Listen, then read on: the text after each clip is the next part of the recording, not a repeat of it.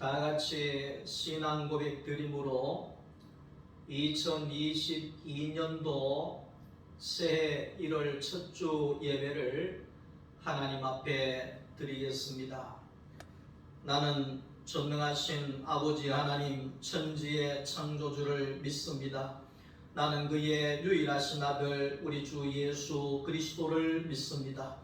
그는 성령으로 잉태되어 동정녀 마리아에게서 나시고 본디오 빌라도에게 고난을 받아 십자가에 못 박혀 죽으시고 장사된 지 사흘 만에 죽은 자 가운데서 다시 살아나셨으며 하늘에 오르시어 전능하신 아버지 하나님 우편에 앉아 계시다가 거기로부터 살아있는 자와 죽은 자를 심판하러 오십니다.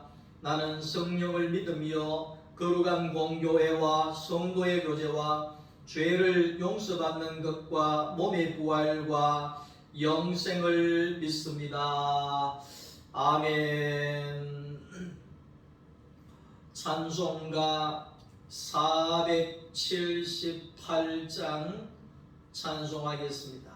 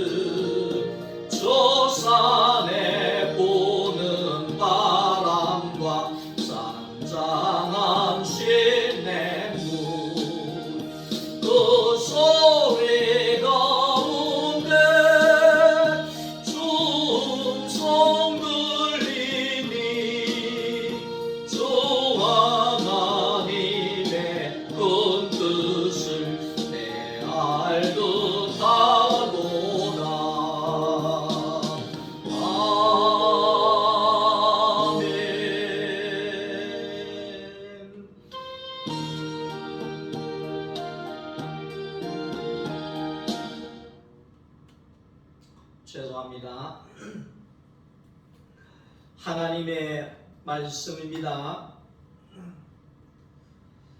오늘은 신년 첫째 주일을 맞이해서 2022년도에 우리 교회의 표가 예수 안에서 함께 살아요 하는 그러한 표이기 때문에 오늘 사도행전 제2장 42절부터 47절까지의 말씀입니다. 그들이 사도의 가르침을 받아 서로 교제하고 떡을 떼며 오로지 기도하기를 힘쓰니라. 사람마다 두려워하는데 사도들로 말미암아 기사와 표적이 많이 나타나니 믿는 사람이 다 함께 있어 모든 물건을 서로 통용하고 또 재산과 소유를 팔아 각 사람의 필요를 따라 나누어주며 날마다 마음을 같이하여 성전에 모이기를 힘쓰고 집에서 떡을 떼며 기쁨과 순전한 마음으로 음식을 먹고 하나님을 찬미하며 또 온 백성에게 친송을 받으니 주께서 구원받는 사람을 날마다 더하게 하시니라. 아멘. 할렐루야. 2022년도 이민년 새해 첫 주일이 밝아왔습니다. 이 2022년 새해에도 하나님의 은혜와 하나님의 축복이 여러분들의 삶과 가정 위에 넘쳐날 수 있기를 간절히 축복합니다. 오늘은 첫째 주일을 맞이해서 조금 전에 말씀드린 것처럼 올해의 우리 소망교회의 표가 교회에서 함께 살자 하는 그러한 표이기 때문에 이 한 해 속에 우리가 어떻게 살아가야 할 것인가를 오늘 말씀을 통하여서 함께 은혜를 나누고자 합니다. 구약의 하나님은 말씀하시는 하나님이다, 이렇게 정리할 수 있습니다. 왜 그런가 합니까? 우리가 구약 성경을 보면 하나님이 아담에게 나타나셔서 아담아 네가 어디 있느냐 이렇게 말씀하셨고, 아브라함에게도 하나님께서 아브라함아 아브라함아 이렇게 찾아오셔서 말씀으로 다가오신 하나님이다, 그 말이죠. 모세에게도 떨기나무 앞에 그 모세에게도 하나님께서 찾아오셔서 모세야 모세야 그렇게 부르시고, 사무엘에게도 찾아오셔서 사무엘아 사무엘아 그렇게 부르시고, 모든 구약에 있는 선지자들에게 제사장들에게 하나님의 택한 자들에게 찾아오셔서 말씀으로 하나님께서 찾아오신 하나님이신 것을 우리는 말씀을 통해서 볼 수가 있습니다. 자, 말씀하시는 그 하나님께서 이제 신약 시대에 넘어오면서 이제는 그 말씀이 하나님이잖아요. 네? 말씀이 하나님이잖아요. 태초에 말씀이 계시니라. 이 말씀이 하나님과 함께 하였으니 곧 하나님이라. 이 말씀을 하지 않습니까? 그러니까 말씀이신 하나님이 육신을 입은 사람으로 이 땅에 오신 하나님, 그것이 바로 예수 그리스도이시라는 겁니다. 말씀이 육신으로 우리 가운데 오신 하나님, 그것이 바로 예수 그리스도이시라는 거지요. 그리고 오늘날의 하나님은 어떤 하나님이냐? 말씀이 육신이 되어 우리 가운데 오신 그 예수 그리스도, 그분을 지나서 오늘날에는 내가 그리스도 안에서 하나님의 아들이 된 오늘 우리에게 내 안에 찾아오셔서 내 안에 거하시고 내 안에 함께 사시는 성령 하나님을 말하고 있는 겁니다. 그러니까 오늘날은 내 안에 오셔서 나와 함께 사시는 성령 하나님이라, 이렇게 정리할 수가 있습니다. 예수 안에서 하나님의 아들이 된 내 안에 성령 하나님이 거하심으로 인하여서 내가 하나님의 참된 성전이 되어지고, 그리고 내 안에 계신 성령 하나님을 날마다 드러내고 나타내는 참 사람으로 돌아가게 되고, 하나님이 말씀하신 것처럼 하나님의 온전하신 형상이 되어진다는 것입니다. 이것이 하나님이 사람을 만드신 목적이라는 것을 우리는 이미 알고 있습니다. 사람의 목적이 뭐냐? 하나님을 드러내는 것이다. 하나님의 형상으로 쓰여지는 것이다. 당신을 보니 하나님을 봅니다. 당신의 삶 가운데, 당신의 말 가운데 하나님을 봅니다. 하나님을 봅니다. 하나님을 경험합니다. 이것이 바로 사람이 하나님의 형상이 되어진 것이죠. 성지에 가면, 이스라엘 성지에 가면 예수님이 가신 곳마다 교회가 세워져 있습니다. 얼마나 교회가 많이 세워져 있는지 모릅니다. 교회라고 하는 것은 건물이 아니라 사람입니다. 우리는 이미 말씀을 앞에서 들었지 않습니까? 교회는 건물이 아닙니다. 유럽에 가게 되면 그 교회의 성당 교회, 그 가톨릭 교회가 건물이 얼마나 웅장한지 모릅니다. 그래서 그 사람이 그 교회 건물 앞에 들어가게 되면 사람이 눌려버리는 거죠. 너무 웅장한 건물이기 때문에 그 건물 앞에 눌려버리는 거죠. 자, 그런데 교회가 건물인 줄 알던 시대는 지나갔습니다. 하나님의 교회가 건물이라고 생각하는 그런 시대는 이미 지나갔습니다. 하나님의 교회는 건물이 아니라 사람이라는 것입니다. 사람 안에 성령 하나님이 내 안에 오셔서 내 안에 사시기 때문에 내가 하나님의 성전이 되어지고 내가 하나님을 드러내는 교회가 되어진다는 것입니다. 자, 우리가 사람이 하나님의 교회로, 하나님이 거하시는 성전으로 세워지는 것이 오늘 하나님이 이 땅에 우리를 보내신 목적입니다.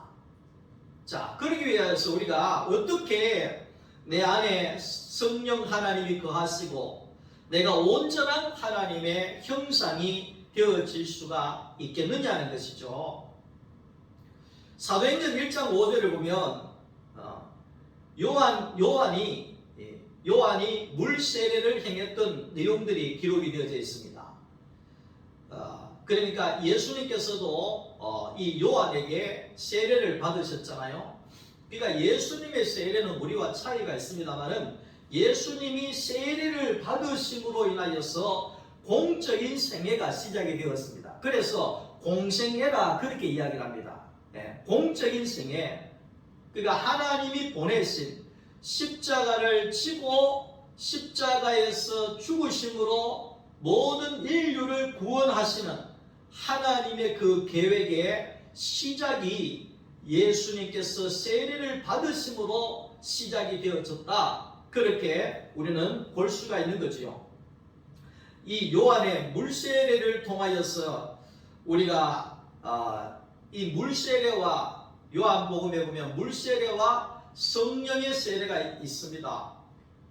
이거는 하나의 우리가 순서다, 과정이다 이렇게 볼 수 있습니다. 그게 뭐냐 하면 우리는 물세례라고 하는 것은 타락한 인간이 선악과를 먹은 죄인된 인간이 이제는 하나님 앞에서 이 죄를 어찌할 수 없어서 이 타락한 이 몸을 어쩔 수 없어서 이제는 내가 물세례를 통하여서 내가 옛사람이 죽어져야 된다. 죽어져야 된다. 그래서 물세례를 받는 겁니다. 물세례를. 그러니까 다시 말하면 나는 옛사람은 내가 물속에서 죽었습니다. 이제는 내가 새로운 예수 안에 살기를 원합니다. 나는 죽었습니다. 인간 이성창에는 죽었습니다. 이게 물세례입니다. 물세례. 근데 우리가 알아야 되는 것은 교회 안에 세례를 받은 사람들이 많습니다. 그런데 세례를 받았음에도 불구하고 참 미안한 말이지만 이 전혀 그리스도인 같지 아니하는 그런 사람들도 볼 수가 있습니다. 그것은 뭐냐 하니까 우리는 물세례를 받았다고 해서 다 된 건 아니라는 것입니다. 예.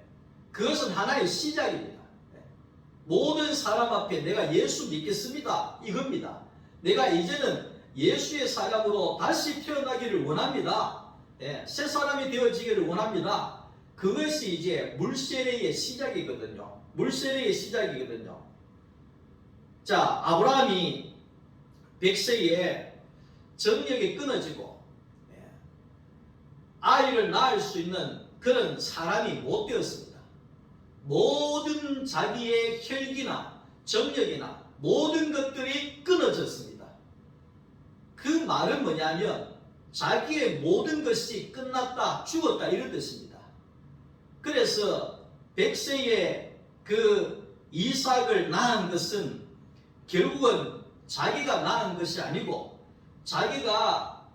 자기의 그 육신이 온전히 끝나게 되어지니까 하나님이 일하셔서 죽고 난 다음에 새로운 사람이 되어짐으로 인하여서 아브라함이 그 이삭을 낳을 수 있는 그런 은혜를 입었다 그 말입니다.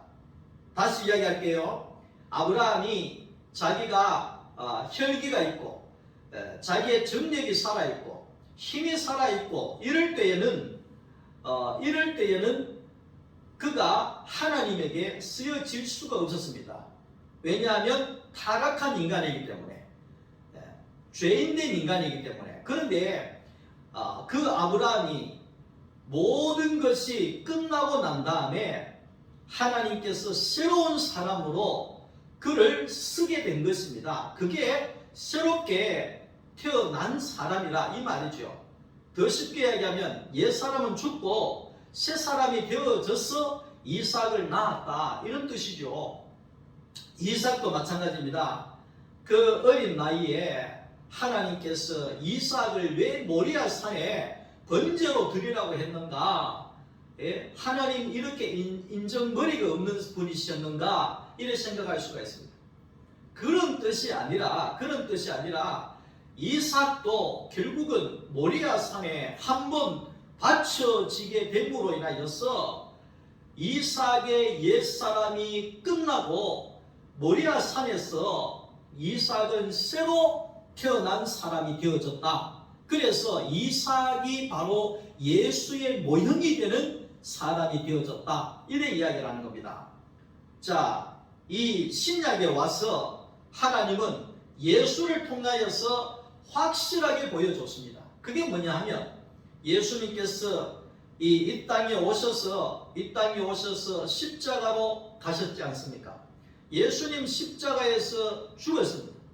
아브라함이 하나님 앞에 아브라함이 됨으로 되었던 것처럼 아브라함과 아브라함의 세계는 다르잖아요. 아브라함은 옛사람의 세계고 아브라함은 새사람, 하나님 앞에 거듭난 사람, 쉽게 이야기하면 그렇게 이제 구분을 할 수가 있는데 오늘 여기에 이 예수 그리스도께서도 이 십자가에서 못 박히셔서 죽으셨습니다.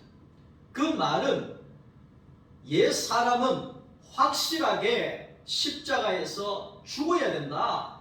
끝나야 된다. 끝나는 자리가 십자가다. 이거를 예수님께서 확실하게 보여준 거지요.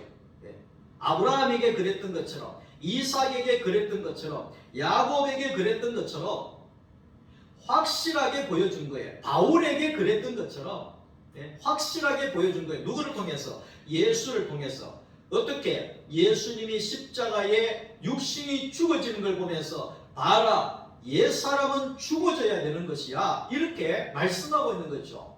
근데 우리는 옛사람이 죽어지지 아니하고 하나님 이렇게 나를 사용해 주십시오. 하나님 저렇게 사용하십시오. 주님 뜻대로 살기로 했네. 암만 그래도 옛사람이 안 되는 겁니다. 타락한 사람이 안 되는 겁니다. 독사에 독이 가득한 선악의 사람이 안 되는 겁니다. 안 되는 겁니다. 그래서 예수님은 옛사람이 십자가에 못 박혀서 죽어야 되는 것이야. 이거를 보여준 거죠. 죽고 난 다음에 부활이 있지 않습니까? 죽고 다시 살아나야 되는 것이야. 이거를 하나님께서 예수 그리스도를 통하여서 십자가에서 죽고 부활과 함께 다시 살아난 사람이라야지만이 하나님의 아들이 되어진다 그 말이죠. 지난주에도 하나님의 아들에 대해서 했지 않습니까? 하나님의 아들이 되어진다. 하나님의 백성이 되어진다. 성도가 되어진다. 새로운 새사람이 되어진다. 거듭난 사람이다 이 말입니다. 거듭난 사람이다.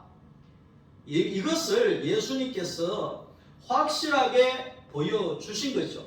우리도 예수님과 함께 십자가에서 죽어지고 우리가 예수의 부활과 함께 새롭게 거듭난 사람이 되어져야 교회가 되어진다는 거죠. 성령이 내 안에 사시는 성전이 되어지게 된다 그 말이죠. 아무나 성전이 될 수 있는 게 아닙니다. 아무나 교회가 되는 것이 아닙니다.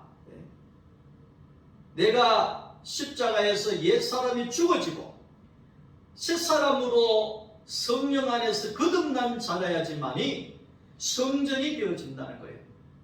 성전이 되어진다.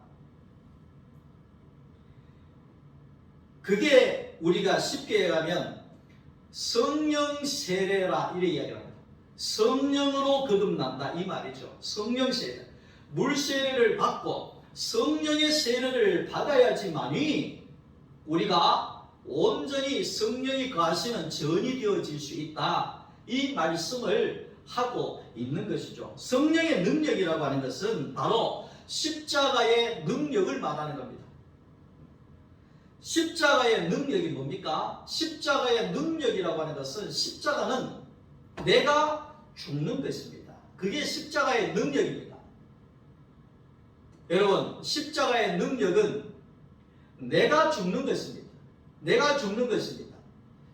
세상에서 가장 힘든 것이 뭐냐 하면 내가 나를 죽이지를 못합니다. 내가 나를 다스리지를 못합니다. 그렇게 불의를 참지 못하고 주먹을 불끈 쥐고 정의를 외치고 정의의 정리를 외치는 사람도 결국은 나중에 자기 자신을 못 이겨서 미안한 말이지만 내로남불이 되어버리잖아요. 그 말은 뭡니까? 결국은 자기 자신을 못 이기는 겁니다. 공의와 정의를 외치고 변화를 외치고 개혁을 외쳐도 결국은 자기 자신은 못 이기는 겁니다. 자기 자신은 죽이지를 못하는 것입니다. 선악과를 먹은 인간의 특징이 뭔지 아십니까? 선악과를 먹은 사람의 특징은 나를 보지를 못한다는 것입니다. 나를 보지를 못한다는 겁니다. 제가 오늘도 친구 목사를 만나서 대화를 나누었습니다마는 예전에는 제가 목사가 된 지 얼마 되지 않았을 때에는 제가 말씀을 전하면서도 나를 보지를 못했습니다. 그래서 죄송한 말씀이지만 성도들만 보고 말씀을 전한 거지요. 이렇게 살아야 된다. 뭐 어떻게 해야 된다. 이렇게 그냥 확 쏟아내는 겁니다. 근데 나를 못 본 거예요. 나를 못 본 거예요. 그게 뭐냐 하면 선악과를 먹은 사람의 특징입니다. 나를 못 보는 거예요. 남만 보이는 거예요. 선악과를 먹은 사람은 나를 못 본다는 겁니다. 그런데 참 제가 하나님의 은혜 가운데 복음을 깨닫고 난 다음에는 남을 보지 아니하고 나를 봅니다. 나를 봅니다. 그러니까 생명의 복음은, 십자가의 복음은 남을 보는 것이 아니라 나를 본다는 겁니다. 나를 본다는 겁니다. 남을 죽이는 것이 아니라 나를 죽인다는 겁니다. 내가 죽어진다는 것입니다. 내가 죽어진다는 겁니다.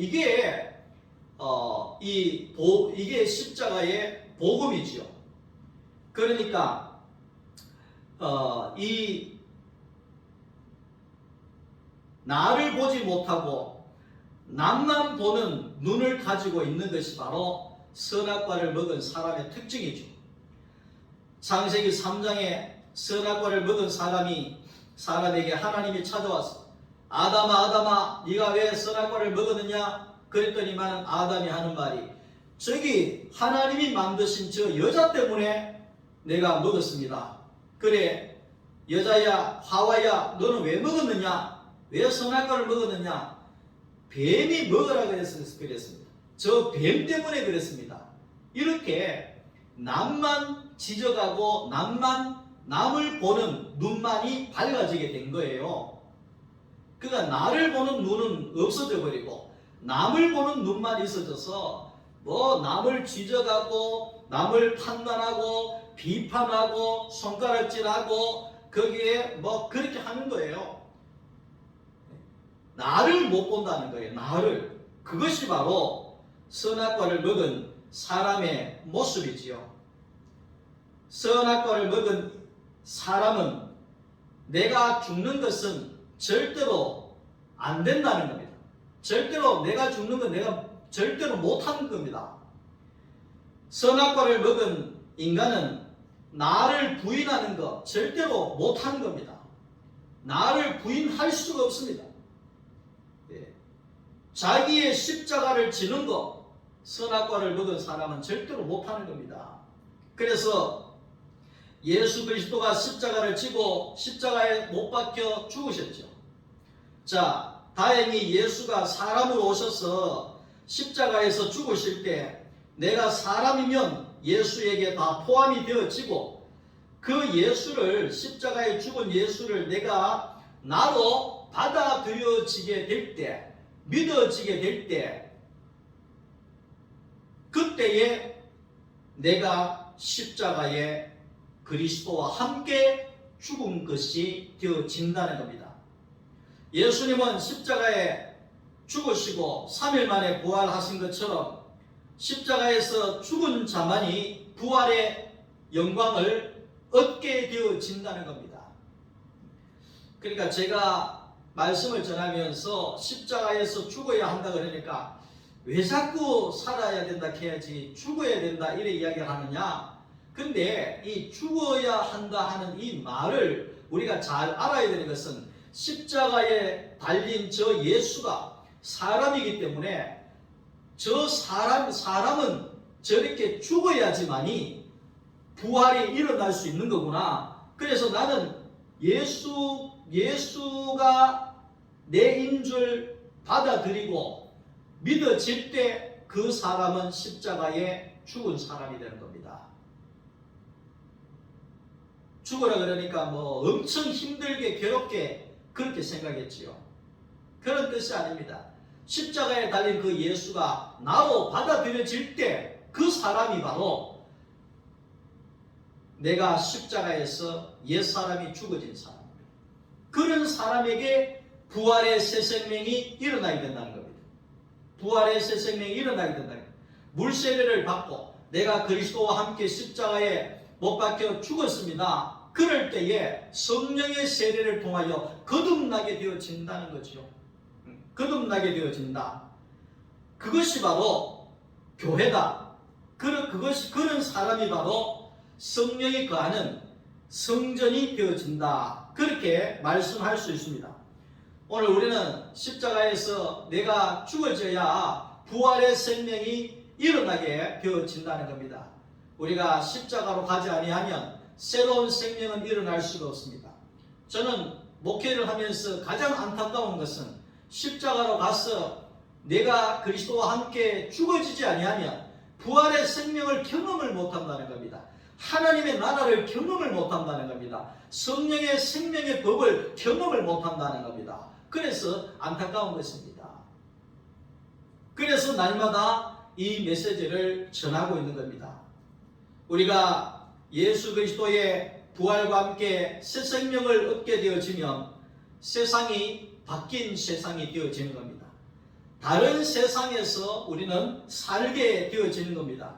우리의 주 무대는 세상이 아니라 하나님의 교회가 우리의 주된 무대가 되는 것이고, 우리의 본업은 세상의 직업이 아니라 하나님의 나라가 직업이 되는 것이고, 우리의 양식은 세상의 떡이 아니라 하나님의 말씀이 우리의 양식이 되어지는 것이고, 우리는 땅에 속한 자가 아니라 하늘에 속한 자가 되어진다는 겁니다. 예수님 앞에는 항상 먹을 것을 예수님은 준비하셨습니다.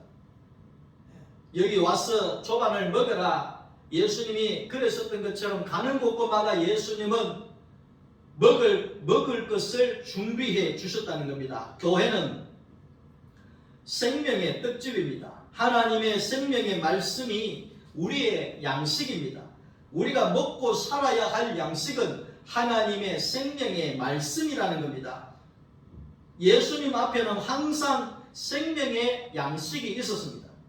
하나님의 나라 백성은 끊임없이 생명의 양식인 말씀을 먹고 말씀을 나누어야 합니다. 세상의 모든 싸움의 분쟁의 원인은 배고픔에서 오는 겁니다. 배고픔에서 오는 겁니다.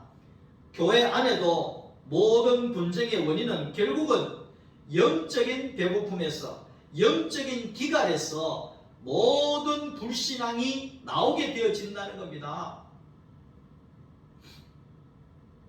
하나님의 생명의 양식이 공급이 되어지지 아니하면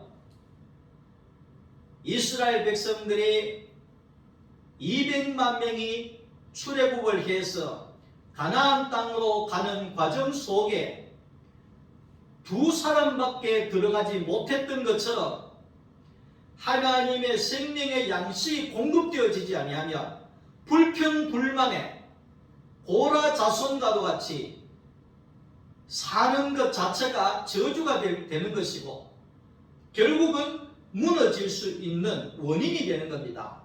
자, 그래서 오늘 우리는 하나님의 그 양식이 공급되는 자가 되어야 됩니다.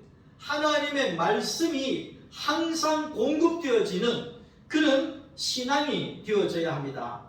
십자가의 복음이 생명을 살리는 양식입니다. 십자가에서 내가 죽고 내 안에 예수가 사는 사람만이 이 양식을 생명의 떡으로 먹고 이 양식이 맛이 있는 겁니다. 사랑하는 성도 여러분, 원래는 우리 소망교회 우리 모든 성도들이 이 하나님의 생명의 말씀의 떡이 맛을 알 수 있기를 주님의 이름으로 축원합니다. 다윗이 고백했던 것처럼 주의 말씀이 꿀과 송이 꿀보다도 더 달군요. 이 고백이 우리 소망교회 모든 성도들의 고백이 되어지기를 원합니다. 우리가 예수 그리스도 부활의 생명으로 거듭난 자가 되어질 때 이 양식의 맛이 있을 것이고 이 양식이 공급됨으로 인하여서 모든 것이 살아나는 생명의 사람이 되어진다는 것입니다. 사도행전 2장 1절을 보면 오순절 날이 이미 이름에 그들이 다 같이 한 곳에 모였더니 그랬습니다. 사랑하는 성도 여러분, 우리가 생명의 양식을 먹고 우리가 생명 안에서 살 수 있는 것은 다 같이 한 곳에 모였을 때라 그렇게 이야기합니다. 성도들이 다 같이 한 곳에 모이는 곳이 어디입니까? 교회입니다. 교회에 다 같이 한 곳에 모였을 때에 성령의 충만함을 받았다 그렇게 얘기합니다. 우리의 주 무대는 조금 전에 말씀했던 것처럼 세상이 아닙니다. 우리의 직장이 아닙니다. 우리의 사업체가 아닙니다. 우리의 주 무대는, 주 활동 무대는 교회가 되어야 되는 것입니다. 교회가 주 무대가 되어야 된다는 겁니다. 세상이 부업이 되어야 된다는 겁니다. 본업은 교회가 본업이 되어져야 된다는 거죠. 그래서 그럴 때에 우리는 성령의 충만함을 받고 성령이 말하게 하시는 삶을 살았다 그렇게 얘기를 합니다. 이 말은 성령의 충만함이라고 하는 것은 결국은 말씀 충만입니다. 성령 충만은 방언 충만이 아닙니다. 기도 충만이 아닙니다. 성령의 충만은 하나님의 생명의 말씀이 충만한 것을 가리켜서 성령의 충만합니다. 이렇게 이야기를 하고 있습니다. 생명의 말씀이 충만하니 생명의 성령의 법으로 우리는 살아가게 되어지는 것입니다. 생명의 열매만 나오고 예수의 열매만 나오게 되는 겁니다. 교회는 생명의 떡집입니다. 교회는 생명의 떡집입니다. 우리가 교회를 왜 나오느냐? 먹고 살기 위해서 나오는 겁니다.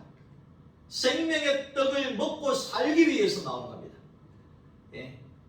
사랑하는 자여, 내 영혼이 잘됨 같이 영혼의 양식이 풍족해야 범사가 잘되고 내 모든 육신이, 내 모든 삶이 강건케 되어진다 그랬습니다.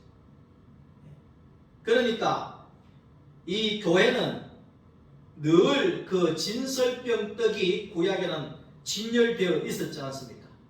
누구든지 와서 그 떡을 먹고 살 수 있는 그 자리가 바로 성전이고 교회라는 것입니다. 교회는 생명의 떡이신 예수 그리스도의 말씀의 떡이 항상 준비되어져 있는 떡집이라는 것입니다. 떡집이라는 것입니다. 언제든지 교회에 이 목회자가 여러분들에게 생명의 떡을 공급할 수 있도록 준비해서 여러분들이 언제나 이 영생의 생명의 양식, 생명의 떡을 먹으러 왔을 때 배부르게 먹여줄 수 있는 그런 생명의 떡집이 되어져야 된다는 것입니다.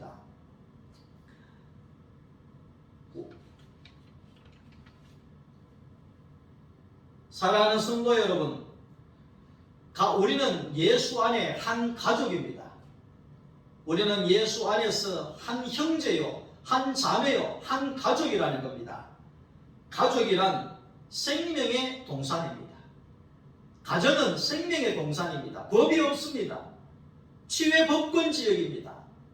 아무것도 제재를 받지 않습니다. 그냥 안식하고 생명이 살아나는 자리가 바로 가정이듯이 교회는 그런 생명의 동산이라는 것입니다. 가족은 생명의 양식을 함께 먹는 밥상 공동체입니다. 우리가 가족들이 항상 함께 밥을 나누어 먹듯이 우리는 교회 안에서 함께 생명의 양식인 말씀을 함께 먹고 마시는 그런 밥상 공동체가 되는 겁니다.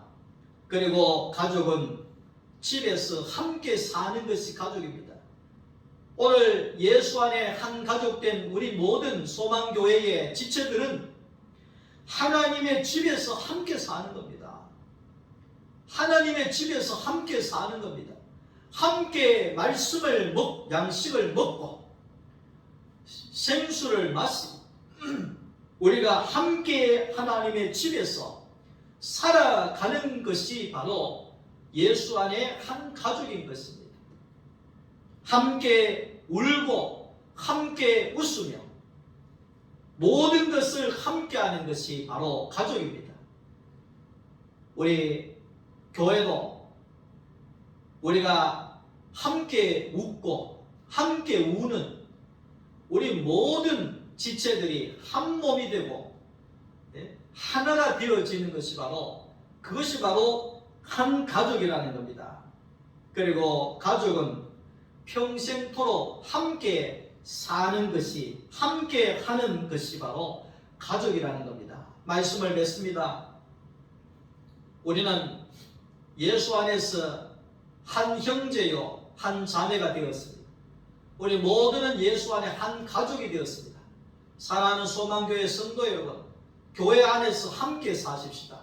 함께 말씀으로 배부르게 먹고 양식으로 풍족하고 서로 돕고 서로 기도하고 서로 협력하고 앞으로 가면 갈수록 얼마나 이 세상이 강팍한 세상이 되겠습니까? 그러나 우리는 하나님의 집에서 우리 모두가 한 가족으로서 함께 먹고 마시며 함께 나누며 그렇게 생명이 풍성하게 살아날 수 있는 소망교회의 가족이 되어질 수 있기를 원합니다.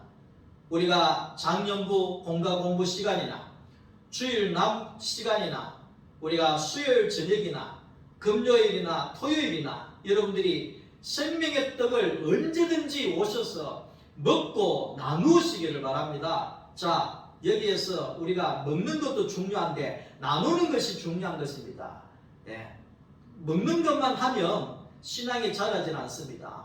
나누어야 합니다. 내가 먹은 양식을 내가 다른 사람들에게 내 것을 나누어 줄 때 그때 기쁨과 그때에 우리의 신앙이 자라나게 되어지고 우리가 모든 것이 하나님을 드러내는 온전한 하나님의 형상이 되어지는 겁니다. 기도하겠습니다.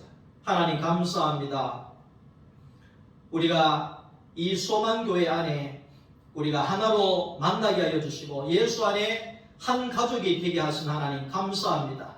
이곳에 생명의 떡이 풍성하게 하시고 양식이 넘쳐나게 하여 주셔서 여기에 우리 모든 가족들이 먹고도 남음이 있는 양식으로 충만해지게 하여 주셔서 이곳에 들어오는 모든 가족들마다 다 이 생명의 떡을 먹고 양식을 먹고 배부르게 하시고 만족하게 하시고 안식케 하여 주시옵소서. 예수님의 이름으로 기도드리옵나이다. 아멘. 지금은 주 예수 그리스도의 은혜와 하나님 우리 아버지의 그 만극하신 사랑하심과 성령님의 감동감화 위로교통 충만 역사하심이 2022년도 이 한 해도 생명의 양식이 끊어지지 아니하고 생명의 말씀으로 배부르고 그것을 먹고 나누고 교회 안에서 한 가족으로 하나님 안에서 아름답게 영원히 함께 살아가기를 원하는 우리 소망교회 모든 가족들 지체들 머리 위에 2020년도 이 한 해 모든 삶들 위에 이제로부터 영원토록 함께 있을지어다. 아멘.